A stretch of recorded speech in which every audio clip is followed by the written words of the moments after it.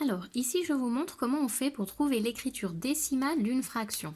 Une fraction, si je prends l'exemple de la fraction 3/5, c'est un nombre. Cette quantité-là, c'est un nombre. Pour trouver combien ça fait, on va transformer notre fraction en division. Donc, dans un coin, je vais poser ma division, 3 divisé par 5. Et je calcule. Dans 3, est-ce que je peux prendre 5? Non, j'ai 0 fois. Donc, il reste toujours 3. Hop, je rajoute mon petit virgule 0 ici. J'abaisse ma virgule à droite, j'abaisse un 0. Dans 30, combien de fois 5? 6 fois. 6 fois 5, ça fait 30. Pour aller à 30, il reste 0. Donc 3 divisé par 5, ça fait 0,6. Donc 3/5 est égal à 0,6. Quand on va vous demander de trouver l'écriture décimale d'une fraction, ce qu'on veut que vous fassiez, c'est ça. Au niveau de la présentation, si on ne pose pas la division, c'est pas grave, mais il faut au moins que je comprenne moi comment vous avez fait pour passer de 3/5 à 0,6. Donc on peut écrire par exemple 3/5 est égal à 3 divisé par 5 est égal à 0,6. Ce qui fait que quand vous faites les exercices à la maison, vous écrivez 3/5 égale 3 divisé par 5, vous calculez à la calculatrice, et ça fait 0,6. Mais moi, je vois quel calcul vous avez demandé à votre calculatrice pour trouver le résultat. Pour ceux qui arrivent à poser les divisions, on peut les poser, ça nous fait déjà des petits exercices.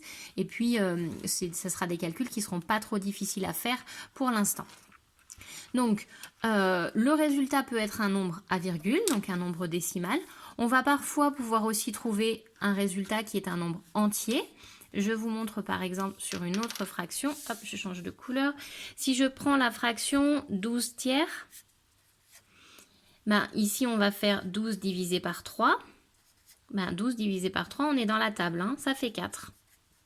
Donc 12 tiers est égal au nombre 4. Voilà.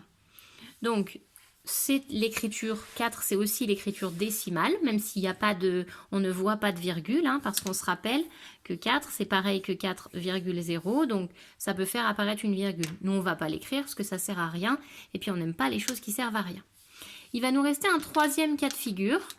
Alors, je vais encore changer de couleur. Hop. C'est le cas où je vais vous montrer ce qui se passe. Si je fais 10 septièmes, ça va faire 10 divisé par 7 et on calcule. Donc je demande à ma calculatrice, je suis moi-même la calculatrice, 10 divisé par 7. Dans 10, j'ai 1 fois 7, il reste 3. On abaisse la virgule, j'abaisse un 0. Dans 30, combien de fois 7? 4 fois. 4 fois 7, ça fait 28. 28 pour aller jusqu'à 30, il reste 2. J'abaisse un 0. Dans 20, combien de fois 7? 2 fois.